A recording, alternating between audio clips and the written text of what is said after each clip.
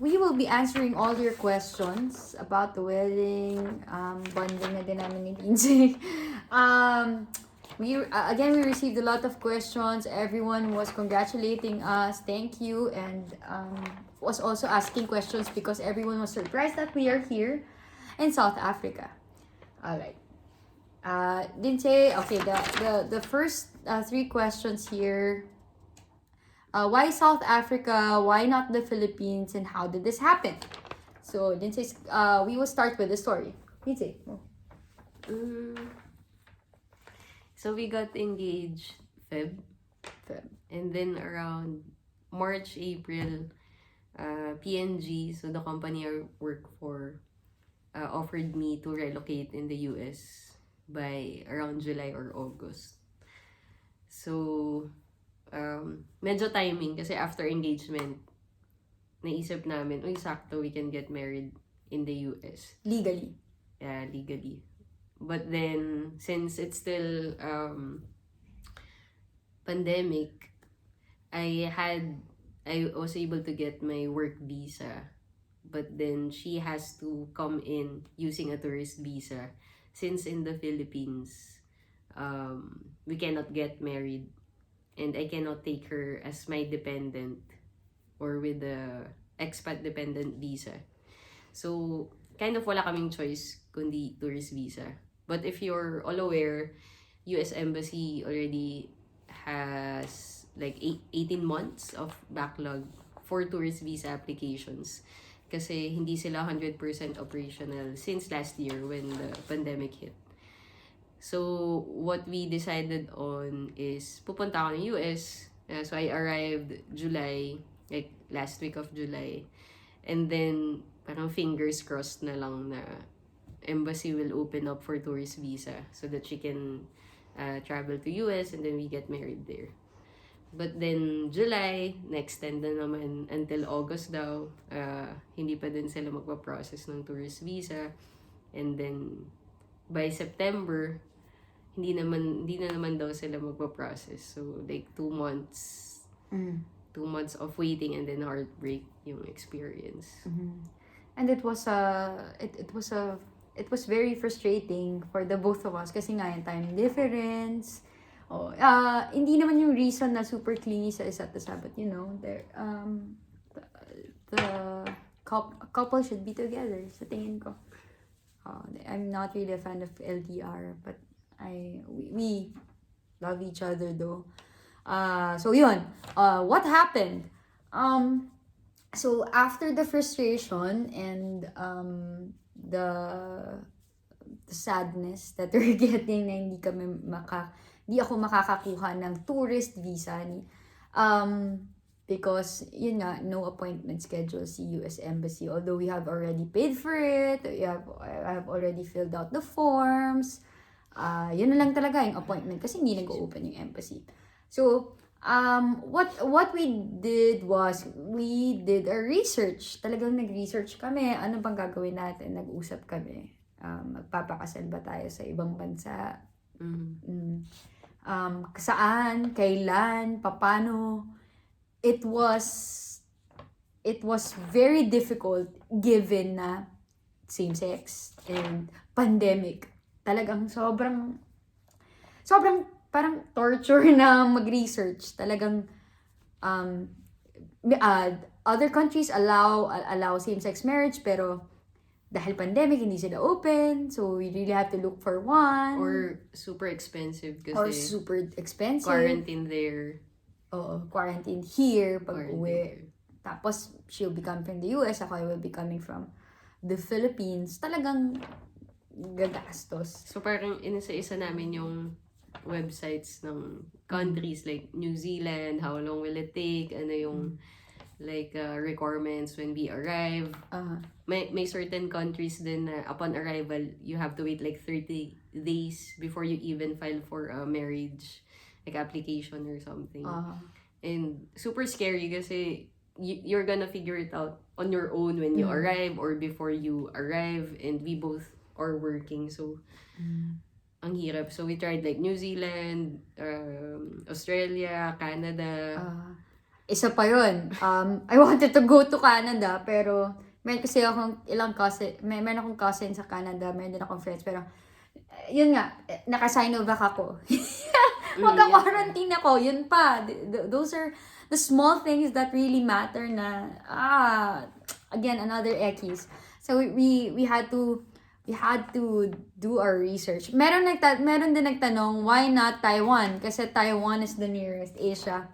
So, dahil nga maigting yung research namin, we knew that si Taiwan pala is only allowing same-sex marriage for citizens nila. No, not citizens nila. For those, if your home country is allowing it. Okay. Yun. Since in the Philippines, it's not legal. Meron din nakapagsabi sa akin na marami nagsa-ceremony sa Philippines. So, kahit na ano pang wedding ang nangyari sa Philippines, that is just still a ceremony because legally, it is not allowed. Kasi yung end goal, aside from really getting married and like celebrate our commitment to each other, is makasama ko din siya sa US. So, we need something that we can present to embassy. Like a marriage certificate. Talagang legit. Okay, so here's the best thing that happened. So yun, I was doing my research every time na may free time ako kasi si Lindsay is busier than me. I think, di natin alam. Busy din ako talagang hanggang madaling araw. But, you know, this just pops up in my mind, tas nagbabrowse talaga ako. I came across this parang forum. There was a guy, it was a post 6 years ago. And he was asking, they were both Filipinos and they wanted to get married in Brazil. Parang tinatanong nila kung ano ba yung mga requirements para makapagpakasal sila sa Brazil kasi nga both foreigners sila, if maa-allow ba yun or hindi. Tapos, etong forum na to, may mga sumagot sa kanilang onting mga local, mga foreigner din. Pero, it was open-ended. Wala kaming nakita dun sa ano. Although, di ba, parang same situation. Same situation. Almost. Kasi one of them is in the US. Oo, one of them is in the Philippines. Diba? Super same. So, he left his email address. 6 years ago to, he left his email address. He left, he wrote their whole names. So, ang ginawa ko, dahil nga talagang research, sinearch ko siya sa Facebook. In-email mo? In-email ko siya. Sinearch ko siya sa Facebook. Sino ba tong Dennis na to? I can say here his name kasi I just want to thank him yan. Si Dennis, sino ba tong Dennis na to? Hinanap ko si Dennis, then I saw merong picture na merong guy na kasama. So I think this is it kasi full name. So I saw in the pictures that he's already in the US and his partner is already in the US. I messaged him. Yun, sabi ko sa kanya, I told him my situation. It was a very long emotional message. Yun, paano nangyari? Nakapagpakasal ba kayo? Kasi nga 6 years ago, nakapagpakasal ba kayo? Nasa US na ba kayo? Ganyan, parang paano ba sa Brazil? Paano ba kayo nakapagpakasal sa Brazil? Kasi we are also planning, yan. I wanted to be with my partner. Nag-reply siya, sabi niya, wait Aubrey, tawagan kita. Kasi nasa US siya magkaiba kami ng time. So, nung na-relieve ako kasi nga, nag-reply. Diba? I'm a complete stranger, nag-reply. Tapos yun, he called me. At sinabi niya, Aubrey, hindi kami nakapagpakasal sa Brazil. Nakapagpakasal kami sa South Africa. Here's our wedding coordinator. She arranged everything.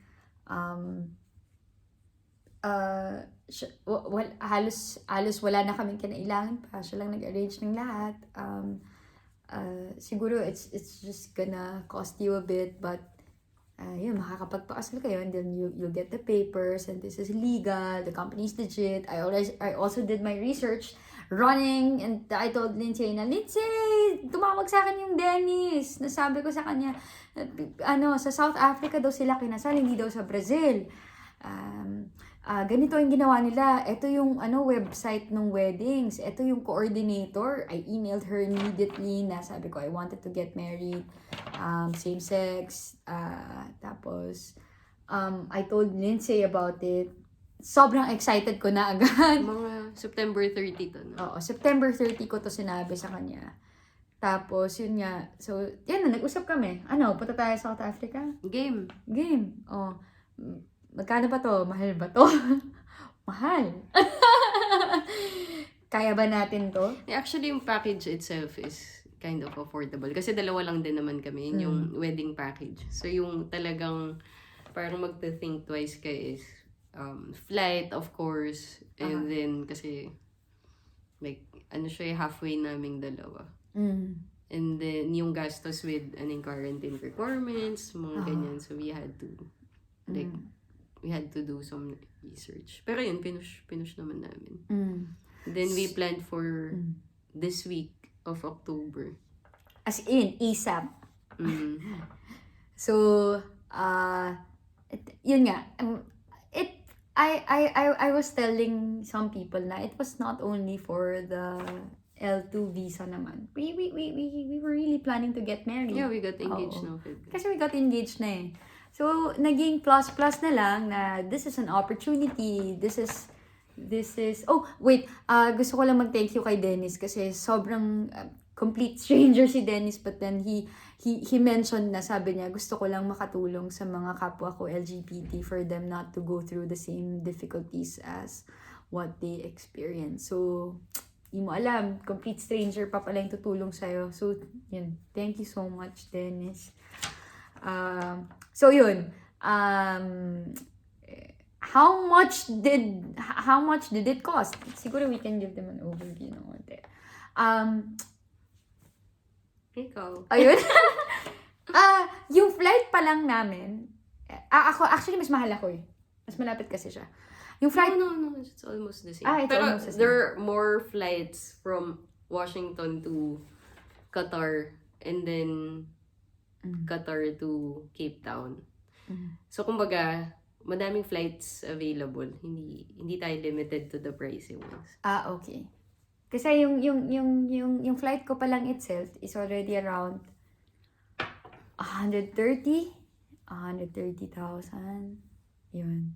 Not business class. Not business class. Naku, si Lindsay was insisting. Okay. Hindi na. Sorry. Hindi ko to edit, raw lang to. So, yun. Ayun. The flight itself is around 130,000. Baka siguro kasi nagmamadali din kami. Ayun yung flight. And hers was around, basta more or less, Secret. Pero, ngayon pa lang, sinasabi ko na mahal. Mahal. So, yun. That's it. That's the best that we could. So, from the moment we decided, September 30 na kukuha, so we'll fly here, madaming parang we have to ensure we get this first before we even book the flight. So, she had to apply for visa. Tapos ako din from the US, which is very difficult for me kasi yung embassy is nasa Washington, D.C., like 2 hours away from West Virginia where I was living. So, I had to expedite it. So, yun, magastos yung port na yun kasi passport, no-show, expedited na South African visa application. And then, we had to wait for it. So, and then, Senomar. So, yung Senomar, we had Certificate of no marriage. We had to request and ensure na makuha din namin kasi to ensure everything will be legal.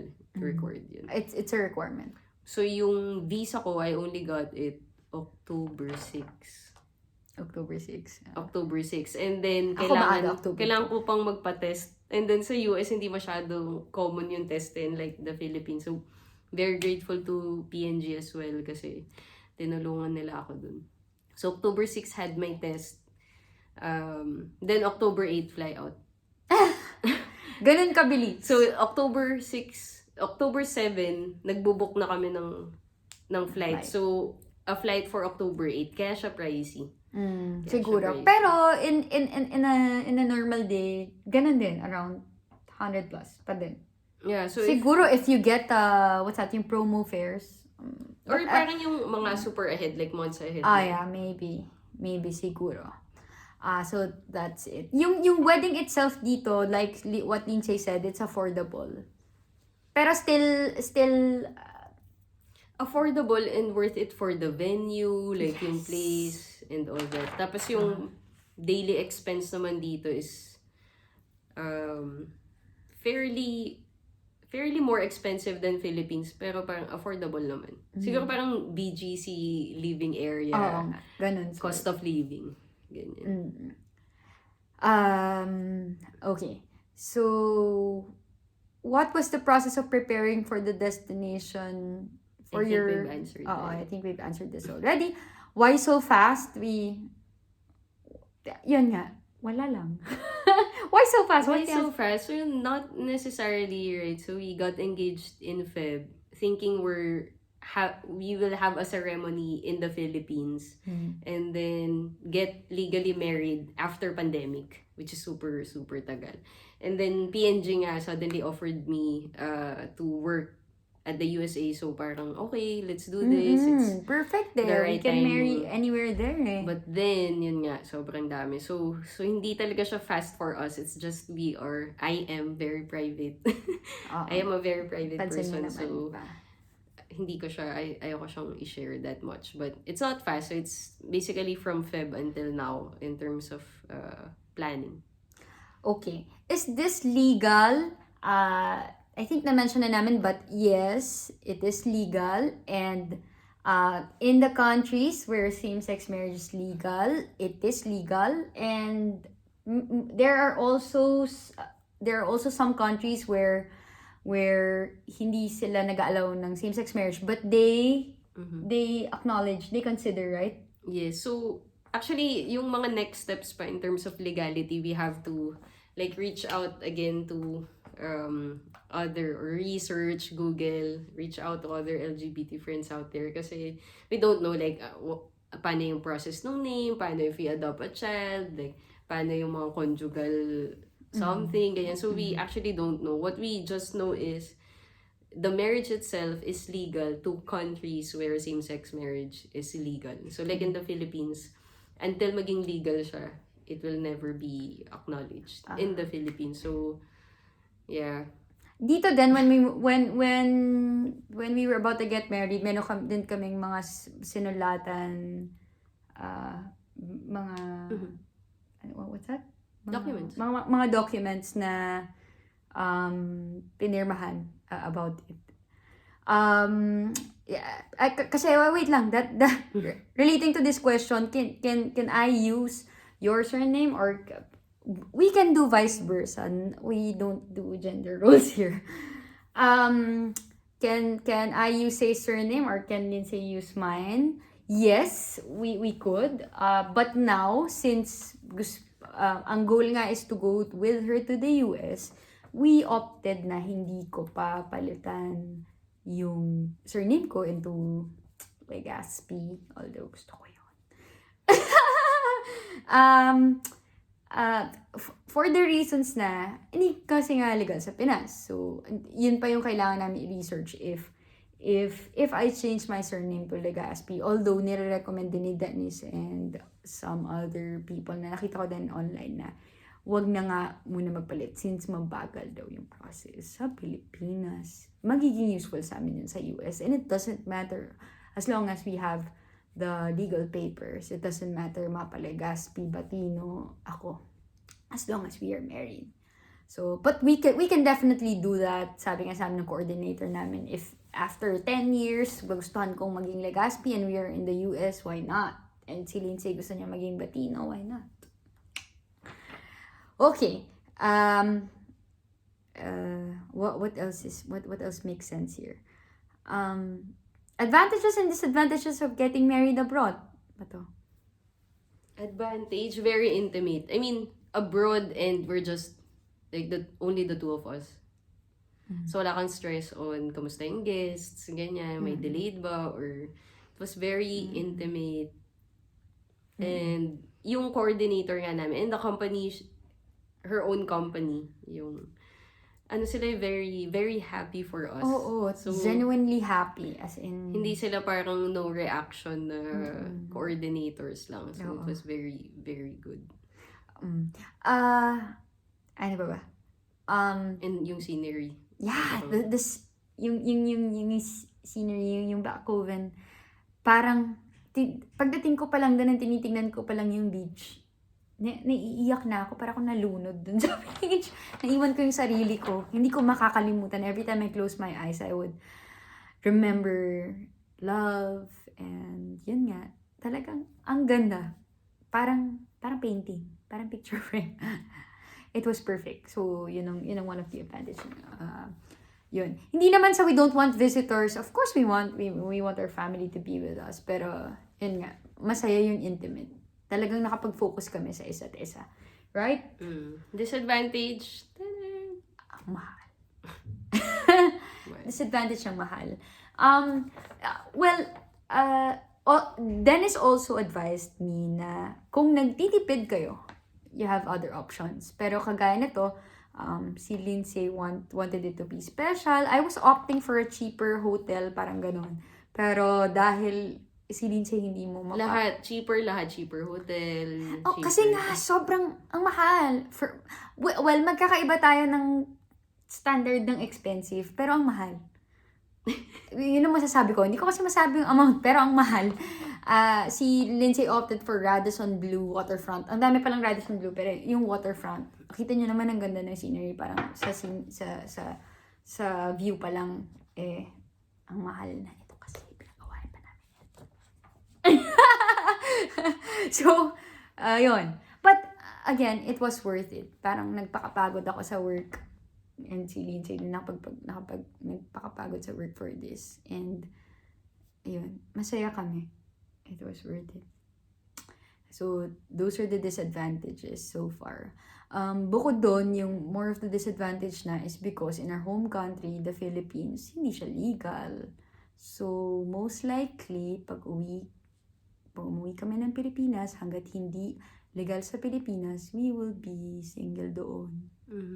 Nakita ko kasi yung article din na si Aiza same sentiment na tuwing sinusulat niya daw sa Philippines siya ay single, pero sa ibang bansa married.